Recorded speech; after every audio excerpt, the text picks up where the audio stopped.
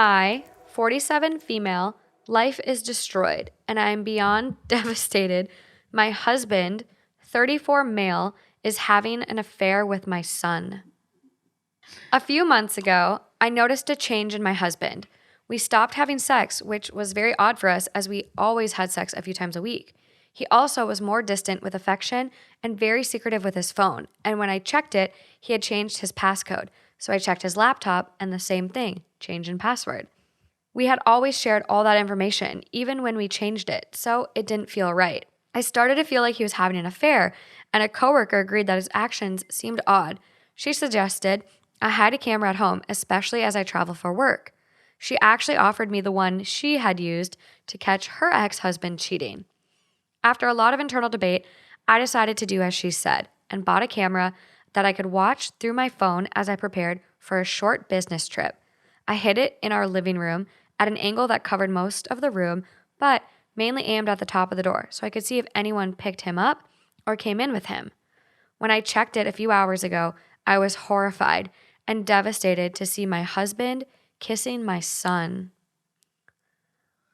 My life is ruined, just completely destroyed, and I don't know how to go on. A part of me never wants to leave this hotel room.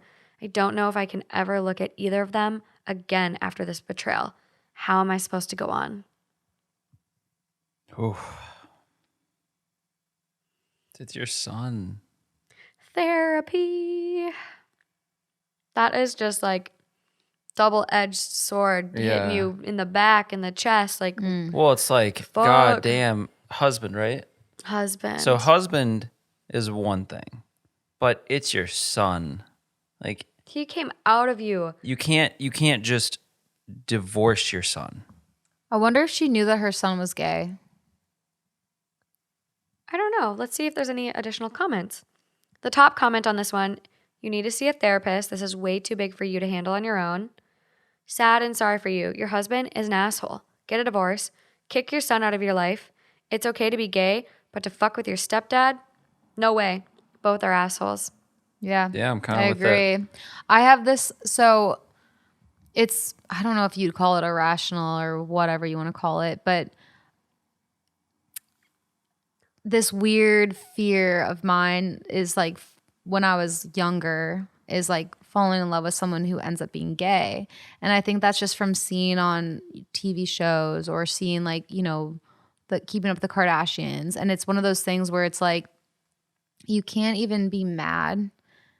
It's just so, Right. it's Heartbreaking. so You're just- heartbreaking. yeah. You know, Yeah. it's like if someone cheats on you, it's horrible, but you can literally be like, fuck you. But if someone's Right. just like, I'm gay and I was too Yeah. afraid to like come out, it's just so heartbreaking and so hard. Yeah, because you want them to be themselves and be Yeah. true to who they are, but it's still a loss and Still a a divorce. heartbreak. Like you're gonna get divorced, so it's like Well- it's so hard for you to. I think the hard like concept for me is to think that they never felt the same way that I would have felt throughout that relationship. You know what I mean? Mm-hmm. Like Okay, yeah, that they always like, even if they loved me and cared for me, like they never had that same type of like feeling that I felt. Like they never Well- matched my level of No. attraction because they weren't attracted to Right. me. they like weren't, and they just weren't being themselves. They Yeah. were just trying to fit in, and I don't know what that's like, but I can imagine it's I'm just trying to fit in and do what's normal, societal expectations, family expectations. My it's just heartbreaking. Like that yeah. sucks that Yeah. people feel, and that's exactly why you can't be, in my opinion, like I wouldn't even be mad. I would just be like, ugh. Yeah. Like the fact that you felt like you had to hide yourself It's for sad. this long, like it would make Yeah. me feel so sad for you. Well, you and they know? probably and feel like equally as guilty for doing it to you, essentially, and then you need to be the one that it all comes out with, you know? Just like you wouldn't feel good if you were in that situation, you just like had to tell that to someone, you would feel horribly awful. I mean, you're switching it, like you're just literally breaking it's like the relationships that are totally happy and then just end, and it's just like the most sad thing in the world because of circumstance. It's tough. My uncle is gay and my aunt is gay, and they're on two completely separate sides of the family. And both of them were actually married and in heteronormative?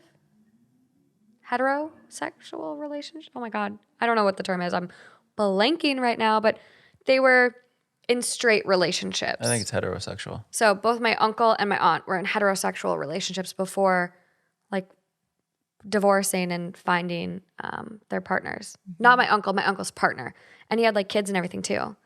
And like it just wasn't okay to be gay at that time. It was very like Yeah. it was very, very challenging. I mean, the AIDS, epidemic in this country and everything was the 80s. And so it's like there was such a stigmatization until honestly what seems like recently. Yeah.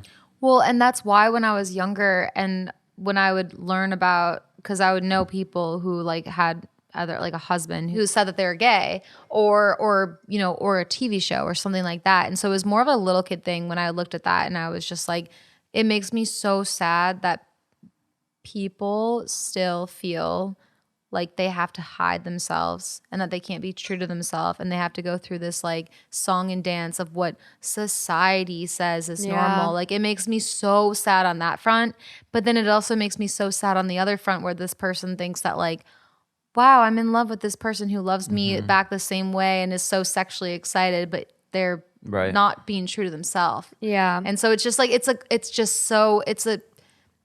no like evil, no hate. It's just sad, Yeah.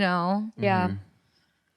Yeah. Another comment goes, his stepson, not his son, right? He's gay or bisexual. And she goes, stepson and my son's gay. Apparently, my fucking husband is too. And I think there may be an update. There is. I called and told him I knew everything and wanted him out of my fucking house by the time I returned. He didn't apologize or even deny it. He just hung up on me. Wow. I texted going off and demanded him to confirm he'd leave and not be there when I came home. I never got a response from him, but my pathetic excuse for his son messaged and said they'd have his stuff out before I got back. I called him wanting to know how he could do this to me. I screamed and cried for I don't even know how long before he said, I'm sorry, I really am, but I love him. I ended up breaking my phone when he said it. I hurled it across the room and it smashed. I returned home to find all of his clothes gone and his wedding ring on the nightstand. I just don't understand how the two most important people in the world to me could do this. Be the most crushing thing breaks ever. my fucking heart. How do you do something like this to someone you claim to love? My son is or was my only child, but now he's dead to me. I never want to see him again. I've been home for 2 days and just have cried, drank, and slept. I know I need to see a divorce lawyer and therapist, but how do I find the strength to go on after this? Ugh. I know when I tell people, my friends, family, etc., I'll be humiliated. Hell, I don't even want to be in this house that reminds me of them and what they did to me. But I literally haven't even had the strength to get dressed, let alone book a hotel and pack a bag. I mean, the humiliated thing is This just is not so, on you. Yeah, fuck that. There's nothing to do with you. Like, no. Not on you at all. This was them and their actions. But you can relate to It's thinking that way and embarrassing. to It's em- feeling that. Yeah. It's definitely embarrassing. You don't want to be like, oh, what happened? Why are you getting divorced? Well, my husband fucked my son. Right. Like, Nobody wants to say that. I mean, that's no. I get like, okay, you're true to yourself now. You're being yourself. You're in love, but there's better ways to go about it. Get divorced first. At and least. don't have it least. be the goddamn son. Yeah, I just You're don't like know. you're just taking someone down completely. Yeah. So the top comment, you won't be humiliated. You have nothing to feel humiliated over. This situation is so bizarre, so unique. It's like getting hit by lightning. And the Yeah. only people who deserve to feel humiliated are the Woody Allen you married and the son who betrayed you. Yeah. Do you know about Woody Allen? So Woody Allen is like a famous Hollywood director. And he was married, and him and his wife actually adopted a little girl and raised her. And Woody Allen got divorced from his wife and they got married. And he's in Hollywood, famous. Yeah. Yeah, fuck that. I'm just double checking the age. They got married in 1997. She was 27 years old when they got married. I'm trying to find out how old she was when she was adopted. Can you imagine? No, that's so disgusting. So they adopted her when she was around 7 years old. So talk about a groomer. Seriously. And that's the thing Oh with my this God. lady. How long were they married? Because True. if like the son was, if they've been married for say 10 years, the son would have been 15. Like this is just weird. And it is Woody Allen-y. Oh my God, I can't even imagine just checking the footage. There's just so many things that hurt about that because, like I was saying, it's just one. I mean, you find out that, I mean, again, unless he's bisexual, unless her husband is bisexual, but then if you find out that he's gay, then it's like, okay, did you feel like you had to fake a relationship with me this entire time? And that sucks. That really hurts. And then two, your son, like, Yeah. out of everyone in the world, Yeah, exactly. that is just, oh my God. Yeah, like and you fault them equally for that. The son and the yeah. It's husband. just such a betrayal. Like, how did it start even? How did it Right? start? Right? How does that like just get initiated? Who initiated it? Like even when it's totally unrelated people in family, like non-familial people. When you have a crush on someone, think how hard it is for like two people that have crushes on each other to eventually, like it's always the big reveal. You know, it's always like, oh, do I tell him? Do I tell her? Whatever. Yeah. How does it happen in this sense? I don't know. It's just Like, oh. poor lady. So I have a question, kind of related, but at what point do you think in a relationship it makes sense to put a microphone somewhere, put in a camera somewhere versus having a conversation? That's a good question. That was not what I thought you were going to ask. I don't know. Like, Or is it because you always think if you have the conversation, someone, if they're already doing things behind your back, they're easily just going to say, oh, it's nothing. What do you mean? Why are you concerned? well, it's also easy to get a hotel. It's like it's easy to go elsewhere. It's not. I know, but at what point in a relationship So is it the point that the you're check the phone, the put the camera up? The point that your relationship is over. So In my That's true. mind. That's in true. That's in my mind. I actually, I was actually just talking about this recently. Funny you say that is because there is a girl that I know who, when her and her boyfriend broke up, she moved out. And something that she mentioned is that they had dogs together. And so they like set up these little cams for like The pet cams. for the pet cams, and they never activated them. They just kind of like, got busy working, whatever, and they forgot about them. When she moved out, she was the one who had like the access on her phone to activate them. So she Damn. activated them. And so they were in the living room. So she was able to see like what her ex. Oh no. Yeah. And she never saw anything. Like he would just come home, like sit on the couch, and that's it. But the fact that she looked. Right. Oh my God, right? I would feel so like that's such a violation. Right. That's crazy. But it's also like it's a violation, but she didn't set the cameras up there. They were already there, and he just forgot. But I agree, it's like a violation. But it's like at what? Oh, you gotta delete the Well, login almost. but the thing that what I thought when you mentioned the fact that she set up cameras is like, how scary is it that people could just set up cameras anywhere you go? Like, I don't know if Yeah. you do some weird shit, like you're fucking picking your nose in a weird way, and like I don't know, like kung fu fighting in the mirror. Like it's just like.